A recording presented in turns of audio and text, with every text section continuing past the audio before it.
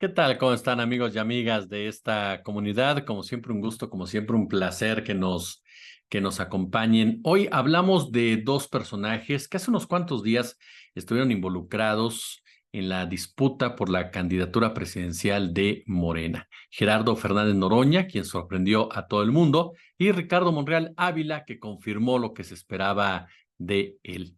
Hablemos primero del Zacatecano, quien hoy anuncia que declina en sus aspiraciones para ser jefe de gobierno. Palabras más, palabras menos, lo que dijo en diversas entrevistas radiofónicas es que el bastón de mando ya lo tiene Claudia Sheinbaum, que ella es la que define este tipo de cosas y que al tomar la decisión de que se replique un ejercicio similar, no idéntico, pero sí similar al que se utilizó para definir al suspirante a la silla del Águila, pues no tenía mucho caso que él compitiera. ¿Quién va a votar por mí? Dijo Monreal, si me ven como alguien lejano al presidente de la República.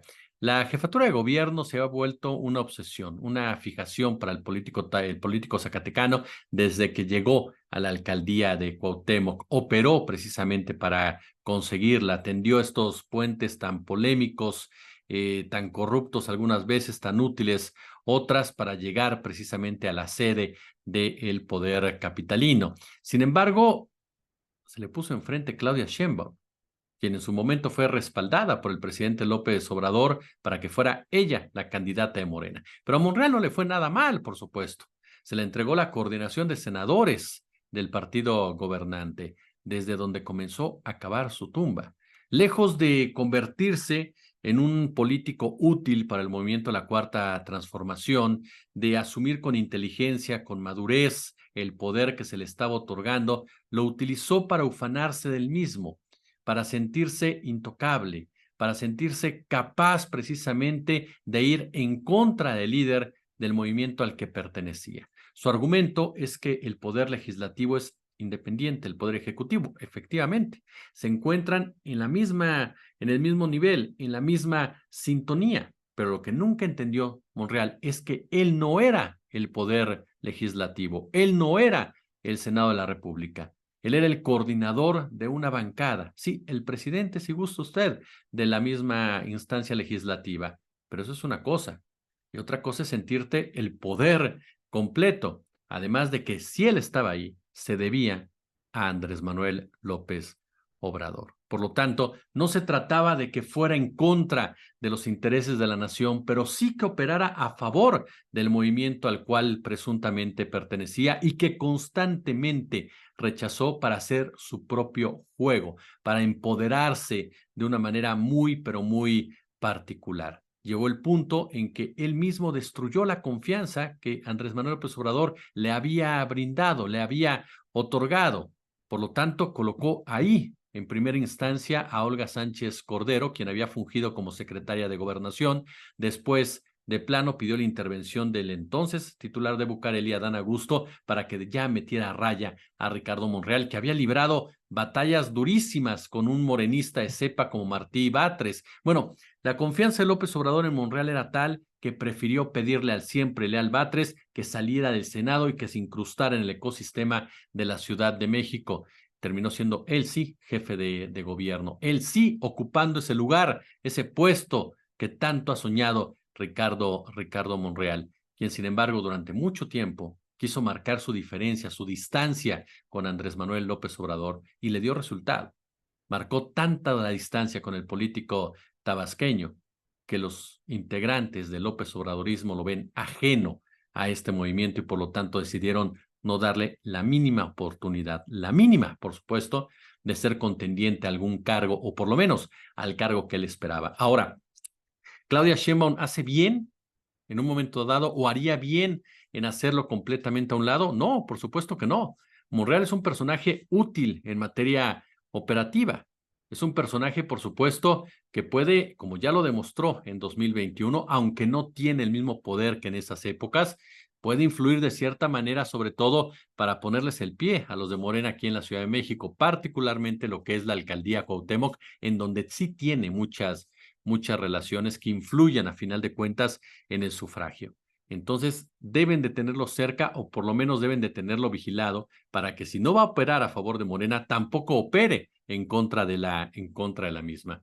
Monreal es uno de esos personajes maquiavélicos, definitivamente perversos en muchos sentidos, y no lo digo de manera ofensiva ni mucho menos, lo digo para definir esa manera de hacer política, muy al estilo de Manlio Fabio Beltrones. Por eso Claudia Sheinbaum debe ser sumamente inteligente para saber cómo manejar a este personaje que sí, se creyó, ¿no?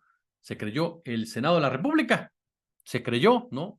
El poder legislativo en una persona y por eso sintió que podía igualarse con el presidente López Obrador.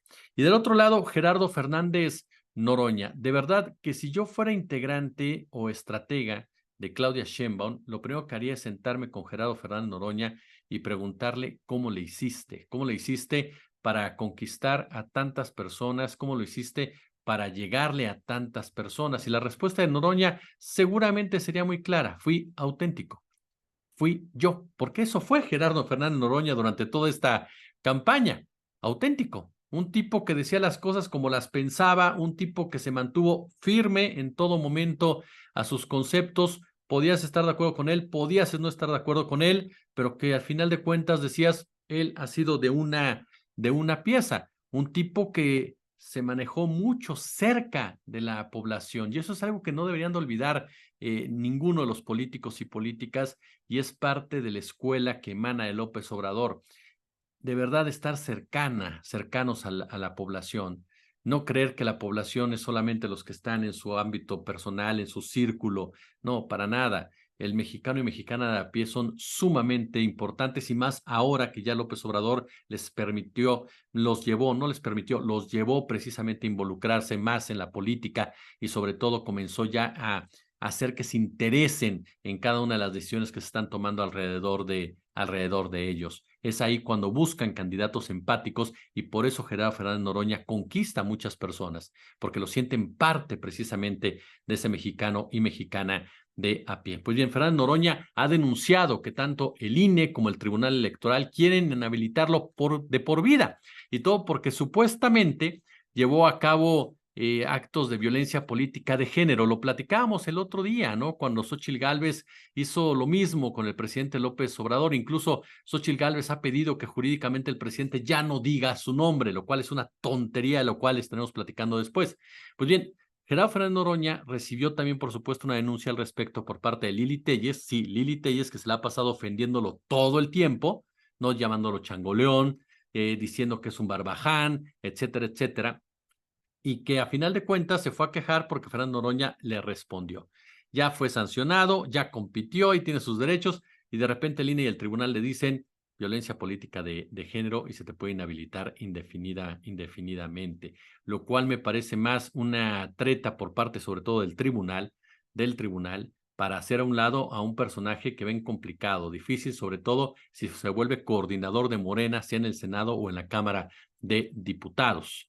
Un personaje que ha venido a hacerle mucho, pero mucho ruido a la oligarquía partidista, un personaje que sin duda va a ser fundamental para la campaña de Claudia Sheinbaum. Imagínense a Fernando Noroña de entrada como vocero de la campaña de Claudia Sheinbaum, sería un factor determinante en la comunicación de la misma, y vaya que tendría mucha tela de dónde cortar. Por eso le urge al tribunal tratar de hacer a un lado a un personaje que lo mismo que dijimos que en torno al presidente de la República. Esto es política, a final de cuentas.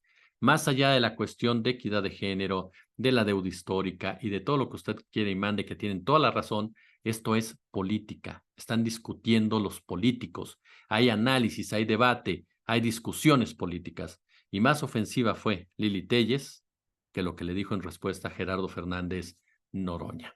Como siempre, un gusto. Como siempre, un placer.